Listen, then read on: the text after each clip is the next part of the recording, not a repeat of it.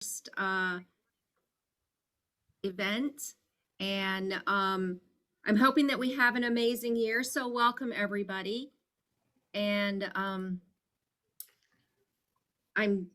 so happy that we're doing this. I know it's a little challenging going back to Zoom for a little bit, but we are so committed to being able to get back in person. And thank you for joining us on our journey, especially the journey that Joni had and the journey that Stan had.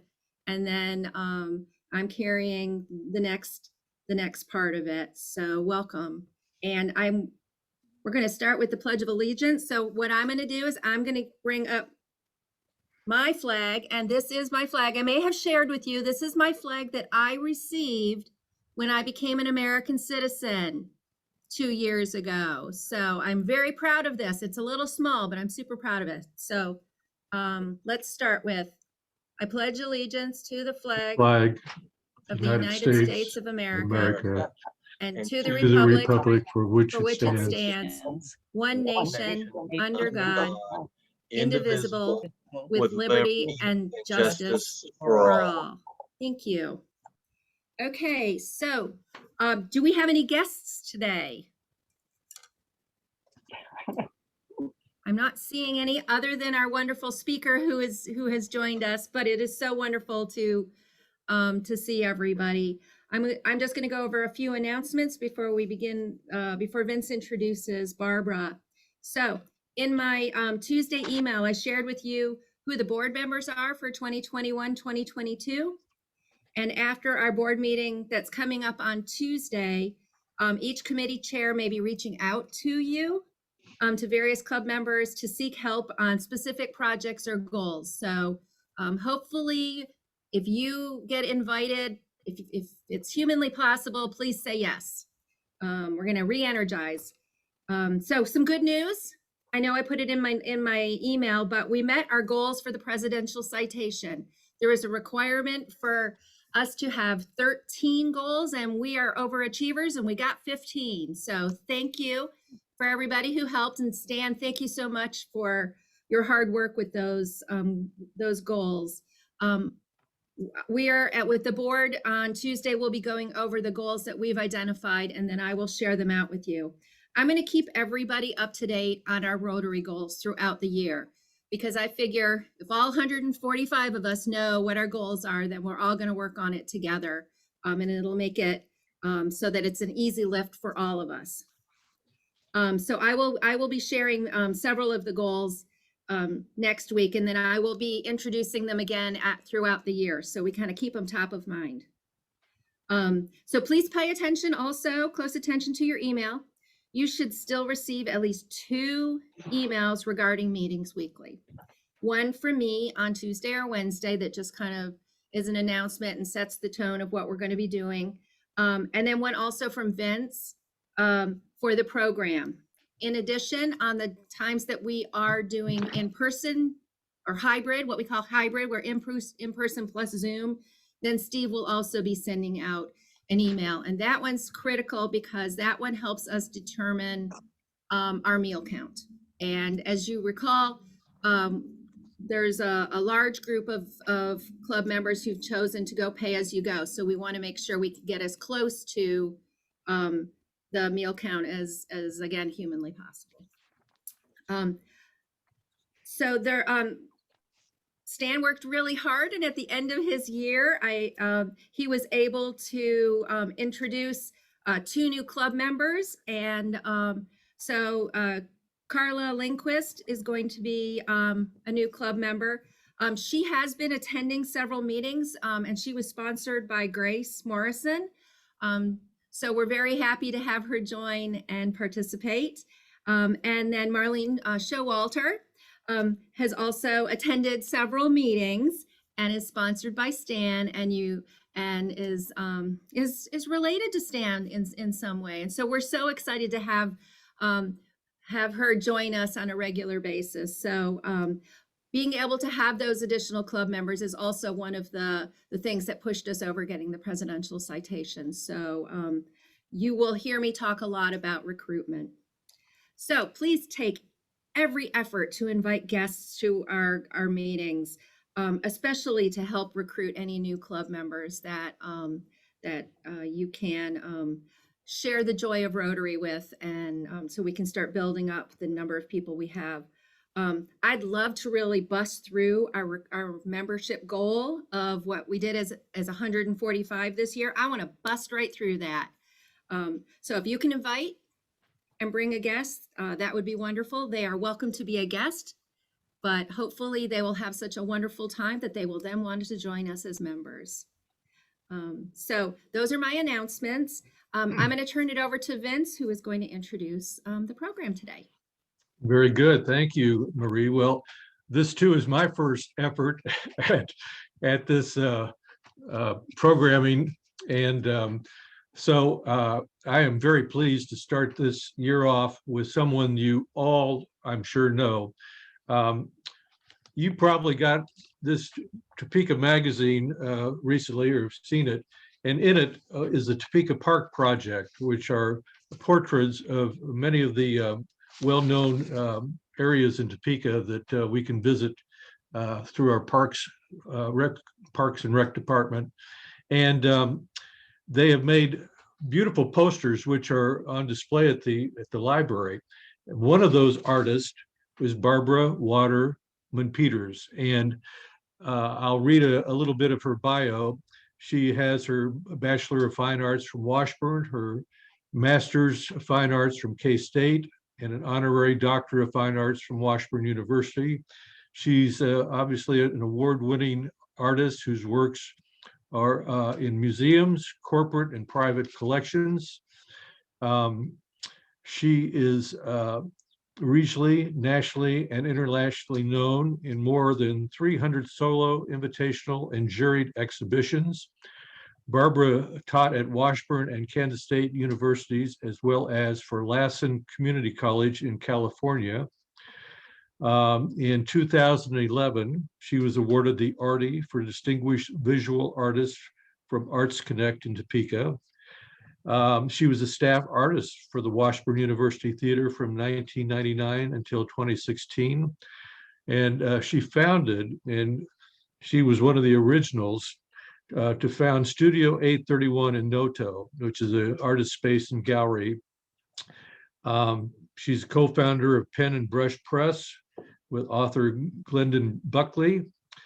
She's written, she's provided art for many books. She writes articles about art and artists for Topeka Magazine and other publications. It's really my pleasure to introduce someone we all know and are very proud of, a renowned local artist, Barbara Waterman Peters. Barbara? Thank you, Vince. Now I will try to live up to all that. I am extremely happy to be invited to speak with you all today about this new project that has, I think, already made an impact here in Topeka. It was dreamed up originally by Mary Gage, who currently lives in Lawrence, although she spent years in Topeka. In fact, I think she and I must have lived in the same neighborhood at some point, although I am older than she is. She decided to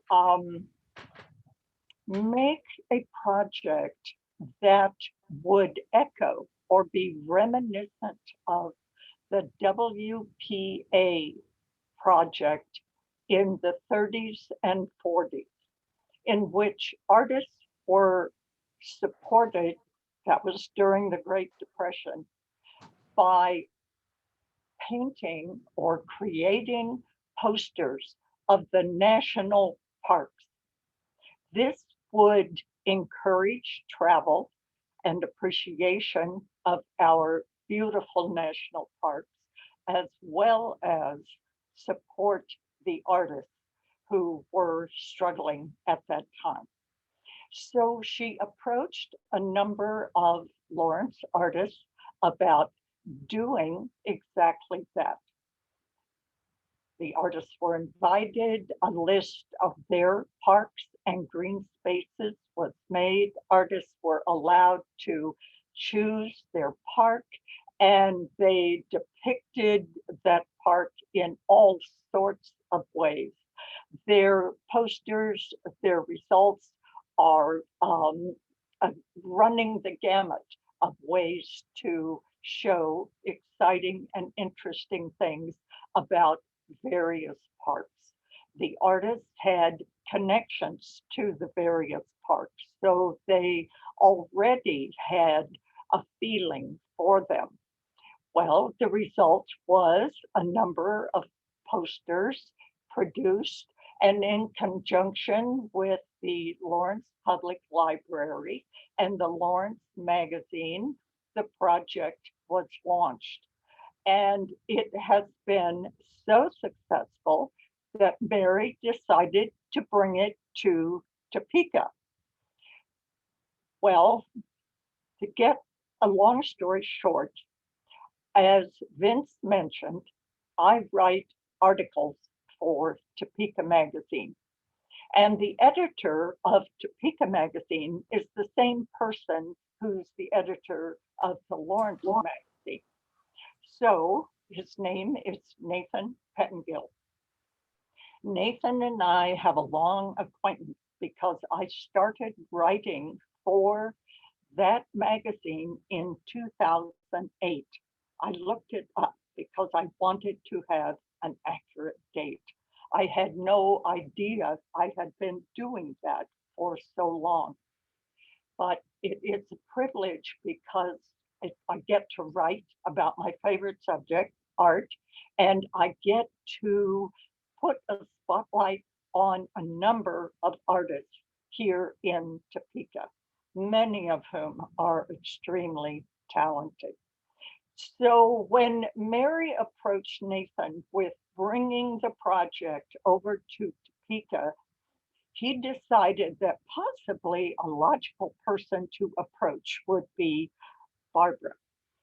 He thought I might know an artist or two, and of course, being a native Topekan, I'd probably be familiar with the parks we have here. So, yes, on both counts. When I was approached, I was thrilled and jumped on board immediately. I compiled a list of artists, and among us, Mary, Nathan, and I, we compiled a list of parks. Topeka has over 100 parks and green spaces. I don't know if you all know that. I didn't. I knew we had a lot, but I didn't know we had that many. So we narrowed the list down. We invited the artists on my list, and most of them were just delighted to be invited. Okay, next step, select the park. And since I was the lead artist, I sort of took advantage and gave myself first choice. I picked Kaw River State Park. Okay, now Kaw River State Park, of course, is over there by the governor's mansion. And I just absolutely love that place. But what I would like to do, if I could have screen share, is talk to you a little bit about the process from the inside.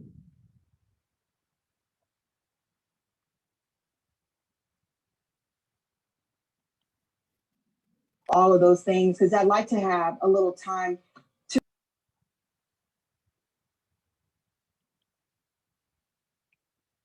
Barbara, is it showing you don't have screen share? I'm sorry. Is it showing that you don't have screen share? When you click on it? There we Oh, go. there you go. Excellent.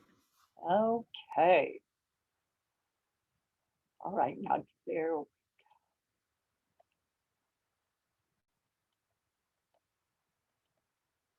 Okay.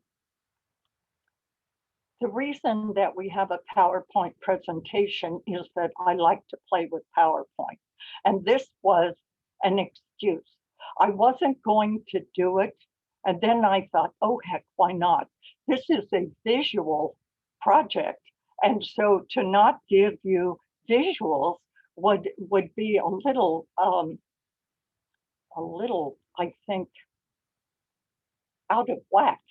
Okay, here is the sign that is at Kaw River State Park. And while not very glamorous, it certainly gives you lots of facts, and it's that you are here thing. And so I'm not going to take time to give you all the details on it, but that proves that I did go there. Now, we were given guidelines. The work had to be a certain size. The work had to be a limited palette. That is, I could only choose 5 or 6 colors. It had to be flat areas. It had to be on a smooth surface. All of these things are the antithesis of what you are of what I should say, as an artist am used to. So the first thing I did was corral Larry, my husband, into taking me over there. And so I made lots of photographs, probably 25 or 30 or more. You know, with these digital cameras, you can just keep shooting. I really couldn't decide what I wanted to do, which viewpoint. There were a number of absolutely beautiful viewpoints. Well, as I was taking photos, I lost track of where Larry had gone, which is not unusual in our relationship. He tends to disappear. And I happened to look up, and there, as you can see in this photo, was my husband, a little tiny speck out on that sandbar. And I thought, you know, I think he just helped me pick my point of view. It's a good thing I brought him along. And I also loved this island that's kind of in the middle of the river at that point, with the trees growing and everything. And another of the requirements of the project was that we depict basically 3 areas of space: the foreground, which would frame the piece, the middle ground, which this would be perfect for, and then distance. And so they wanted it to create a sense of space, like a stage set in the theater. Well, the first thing I did after I got home and uploaded my photos and made my choice was to make sketches. Now I'm just showing you one. And this is actually blown up from a little bitty thumbnail, but I wanted to hurry and get a feel for it while it was still fresh in my mind. And I wanted to think about the areas that would frame the image. And so that was one of my first sketches. Then I made a value piece. This is done with, I don't know, marker and pencil, all kinds of things. That's immaterial. I decided not to put Larry in it, but rather to put a couple strolling along the sandbar, because I wanted to give a sense of the huge scale If you take the couple out, it's a little difficult to tell just how big and majestic the Kansas River is. And here is the color piece. Now, remember, I only had 5 colors. I had to narrow myself to 5 colors. For a painter, this is difficult, but I did it. Of course, I knew one of my colors would have to be white because I would have to make things lighter and darker. Okay, now I'm narrowed down to 4 colors.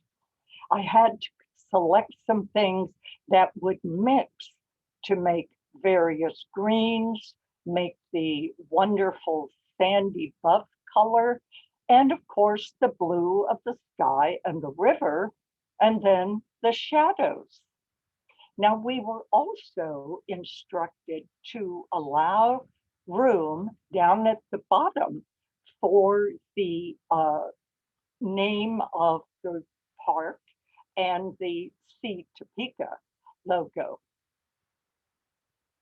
I decided to do mine using acrylic paint on a piece of illustration board, and I felt that these would work better because they would be easier to keep flat. Again, that is absolutely the opposite. As an artist, I want to depict the volume. I want to depict edges that melt into other edges. I mean, all kinds of subtle nuances. Not for this project. For this project, I had to forget everything I had learned in college and grad school. I had to become like a blank slate and start all over. Other artists had the same challenges. This was not an easy thing to do. My admiration for the WPA artists really grew after I did this project. Okay, where's my cursor? This is one of the pieces done by another artist, Pat Abalon, and he chose Lake Shawnee and this gazebo. I think he did a splendid job. Some of the artists painted, and some of the artists used their computers to create the images, but all of them did a beautiful job. This is Callie Promans, and this is at Inslee Gardens at Lake Shawnee. Again, I think she did a beautiful job. But you can see how the forms are all flat, like you took a pair of scissors and cut things out and pasted them down. This is really hard to do. And here is Bradley Dukes. This is the piece that appeared on the cover of Topeka magazine that Vince held up earlier. And the magazine was part of the project. In fact, the project is the entirety of the magazine. Each of the artists was photographed by either Bill Stevens or I think Nick Kruger was the other photographer. We were photographed at the park we chose, and our piece was reproduced in the magazine. And Mary Gage had an article explaining the whole project. So it has been wonderful to participate in this. Now there is my piece. This rendering of it also includes the Topeka Magazine logo and the Parks and Green Spaces logo. But you see down here where they fit the title and my name and everything. So it was very important to leave that. You know, I'm used to working within parameters. When I worked for the Washburn Theater Department, when I have designed book covers or done illustrations for books or accepted portrait commissions, or, you know, whatever the case has been, I am quite used to working within the parameters dictated by the project. This has got to be the all-time most difficult because it was so exacting. Even the size was not a standard size. So you couldn't just go out and buy a piece of illustration board that size. We were given a ratio. Well, I spent a whole afternoon with paper and pencil figuring out the math behind enlarging that and then reducing it again. Now, I'm not a dummy when it comes to math, but I think I might have been asleep in the ratio class because I had a time, but I did it. I came up with it. This stubborn German Scotsman was going to get it done. This is the wonderful exhibit currently at Topeka and Shawnee County Public Library. The library has graciously become one of the partners, and it has mounted this absolutely handsome show in a hallway. When when Larry and I, we're kind of a match set. We go together a lot of places. Uh, Walked into the library, I was just blown away with how beautiful this is. But you can see the various, very creative ways that the artists um, answered the call or answered the challenge, as it were. This is the website, parksandgreenspaces.com, where posters and sets of postcards of all of the images can be purchased, as well as those from Lawrence. And it is, as I say, it has been a privilege to participate in this, and I am so delighted to get the opportunity to speak about it. We are also going to have an exhibit of the original art at Stephen Smith Gallery downtown in Topeka that will open in September and be there through October. And then after that, in November, it will go to the Morris Gallery at the Noto Art Center. This has just absolutely grown and grown. I had the privilege of being one of the featured speakers at the Wilder Society event at Topeka and Shawnee County Public Library. And it was so wonderful to gather in person for that Wilder Society tea. That's the second time I have gotten to speak at that event, and it was lovely.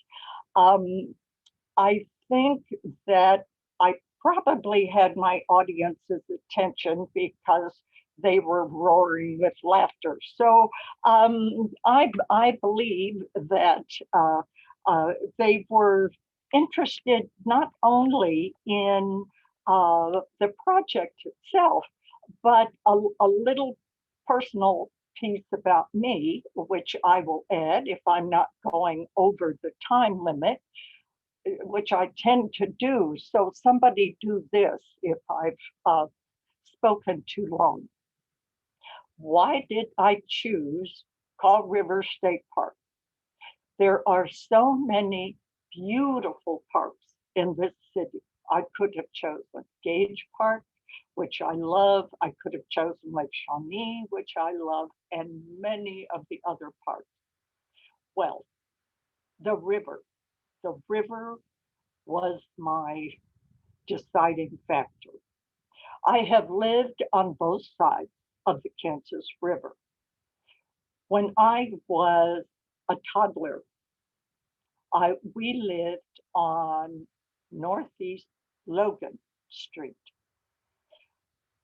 That was right after the war, World War II, as it were. I thought I'd better clarify that so you know right away how old I am. And it was a new little house built for GIs coming back. My father had come back from the war, and we lived there as a little family. And the reason that I know the address is because I have a newspaper clipping of myself as a little girl in a little winter bonnet and a little wool coat, sitting amongst all kinds of stuffed toys. Evidently, this picture was taken at one of the stores downtown, Crosby's, Pelletiers, who knows. And it said, it gave my name and who I was the daughter of, and that we lived on Northeast Logan. So I have proof. Okay. It got to be the late 40s, and my father had a sort of premonition that possibly there was going to be a flood. Where he got that, I don't know. He decided we were going to move to the south side of the river, which we did. And with the exception of living in a few other states and counties, I have lived in Topeka on the south side ever since. However, I have the wonderful privilege. I consider myself very privileged for a number of reasons of having a studio in Noto. I go across the river at least twice a day, probably 4 or 5 times a week, to get to my wonderful studio where I get to paint. And that river is there like an old friend. Sometimes it's peaceful, sometimes it's flowing, sometimes you can see sandbars, sometimes you can't. The light changes with the weather, with the seasons. It's never the same twice. And I just absolutely love that river. I consider it an essential part of Topeka and its history. And in addition, I am related somewhat distantly to Charles Curtis. And so I really feel a deep, deep connection to that river. And so going to Noto every day is like going home. And I am so grateful that Noto happened and the wonderful people involved in making that happen, some of whom are sitting here today. And it just, loving Topeka as much as I do, and having the opportunity to express that in various projects and various ways has been a real honor for me. So that concludes my talk. And I wonder if anyone has any questions about the project, about my art, about being in Noto. I have this N-O-T-O, right here. And no matter where I go in the state, Barbara, what's going on in Noto? So we have made an impact, you guys.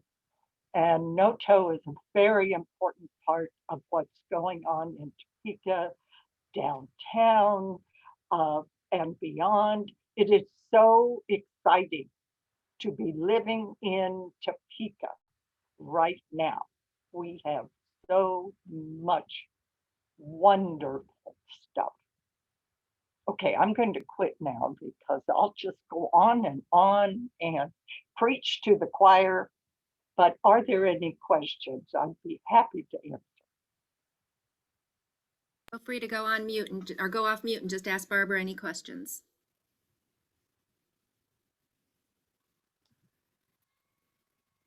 What is the next exciting thing coming to Noto, at least that you find exciting? Well, we have events coming up.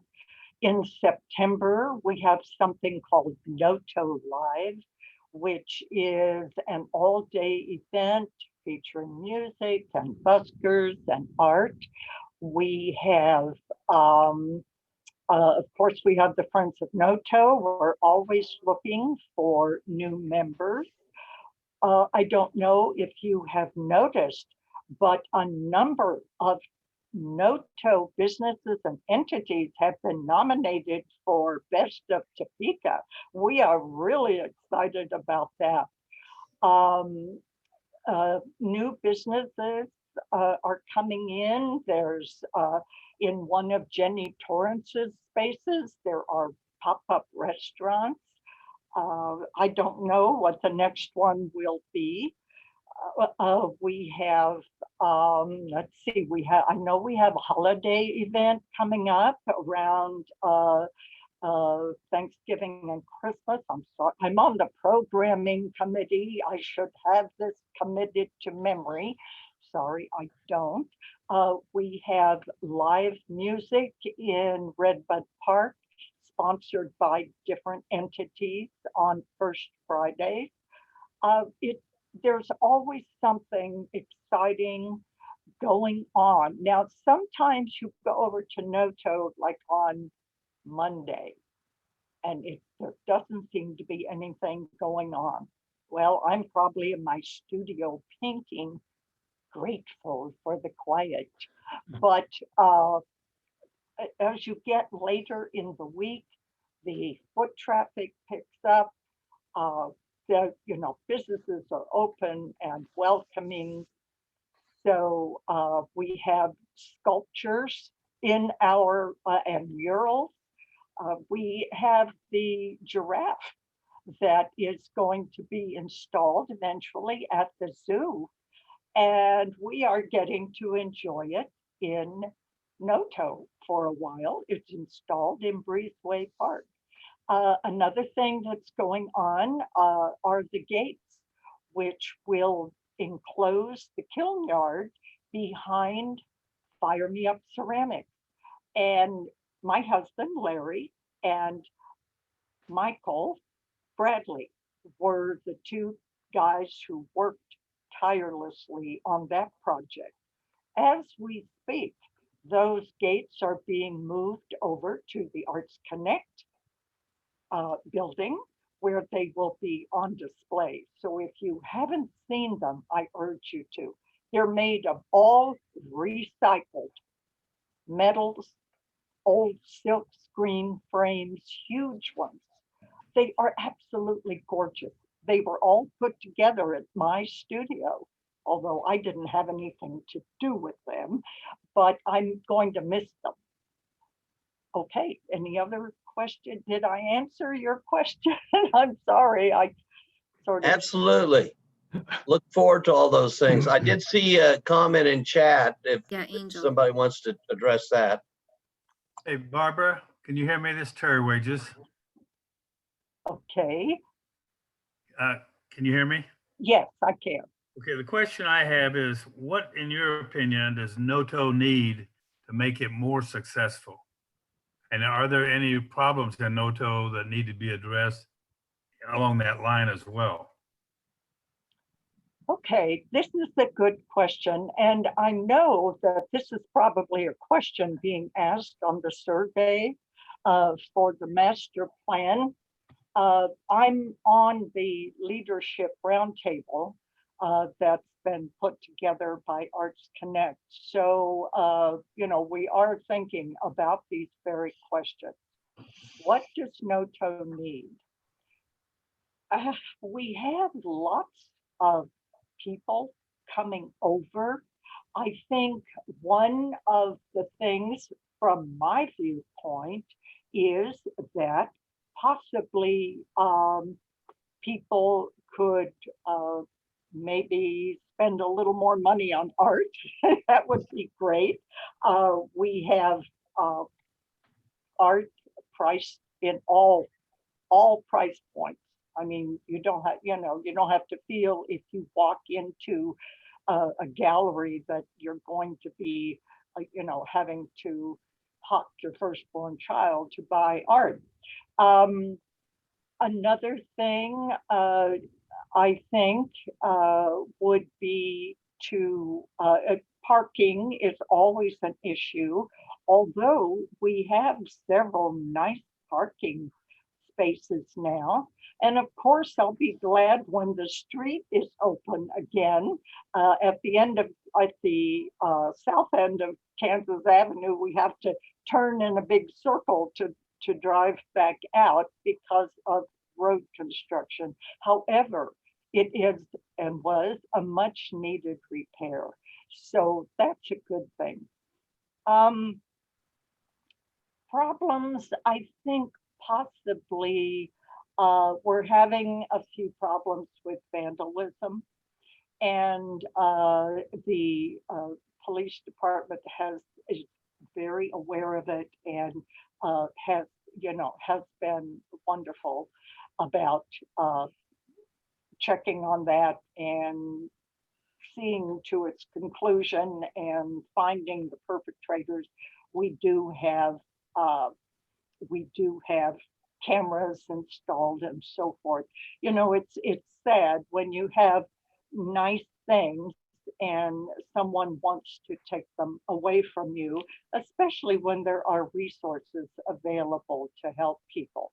What my big problem right now is, let's see, I have a plumbing leak and somebody keeps taking my recycle bin.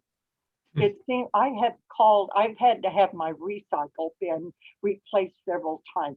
I don't know if people are living in my recycle bin or what, but anyway, it seems to disappear on a regular basis. I think that, gradually Noto is becoming a force or certainly a major player in Topeka, and we are looking for more sustainability, I think. We cannot depend on private donations forever. They will eventually dry up. And so we are looking for ways for that. Does that answer your question? It's pretty close. Yes, thank you. Mhm. Barbara, Angel had put in the chat about where you can buy the posters.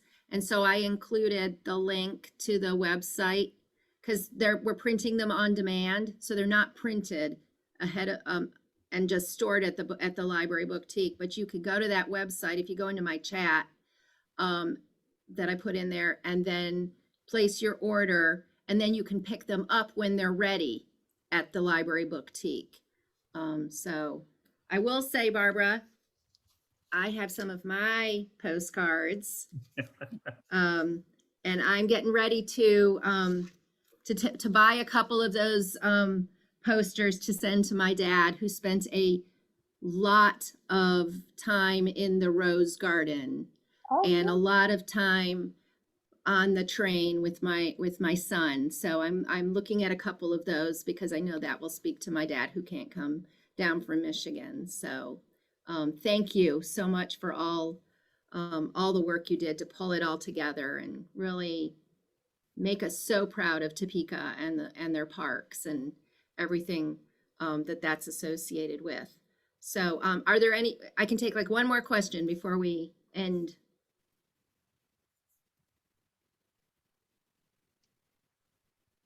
Well, thank you all very much. You've been a very attentive audience. Thank you. Thank you. Thank you, Barbara. Again, so proud, so proud of this project and just love that the library was able to host it, but also love that we have a personal connection with you, with Larry. Just, all of the artists. I mean, you mentioned Callie, and we just had Callie visit, and Callie has made a painting that we are going to use for a Polio Plus.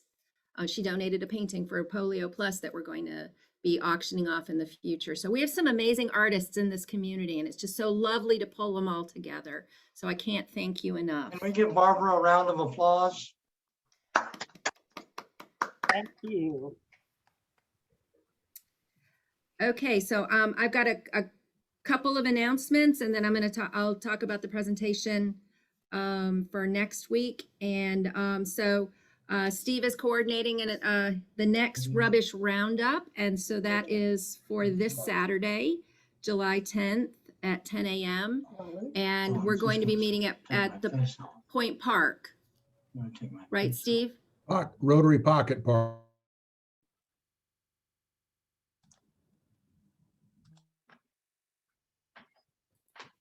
Please join us.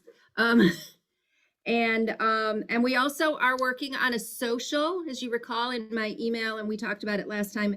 The 5th Thursday, we're going to have a social on a regular basis if there's a 5th Thursday. And so we're taking that opportunity on July 29th to have a social at the Blind Tiger. And the main focus of that will be a beginning fundraiser for Polio Plus, but honestly, a lot of it will be just a big thank you to Stan and to Joni and everybody who brought us through the last 18 to 19 months. When Stan agreed to be president, I am sure that is not what he thought was going to have happen. But I'm so happy to be able to celebrate his presidency, and I've learned a lot from both he and Joni. So hopefully I'll be able to build from that. So please, if you have time on July 29th in the evening at Blind Tiger, we would love for you to attend so that we can truly have a lovely celebration and just give as many kudos as we can for both Joni and Stan, because they got us through this, and I'm so happy. And if that's it for the announcements, I think we will start with the 4-way test. So you can go off mute if you'd like. So, of the things we think, say or do, is it the truth? Is it fair to all concerned? Will it build goodwill and better friendships? Will it be beneficial to all concerned? And will it be fun and kind? Okay, so I will see you next week for sure. It is a hybrid meeting. It'll be Zoom and in person, and the program is Joe Schrag, and he will be talking about the Olympic travels. So looking forward to seeing you. Thank you very much. Thank you. Bye-bye. Bye-bye.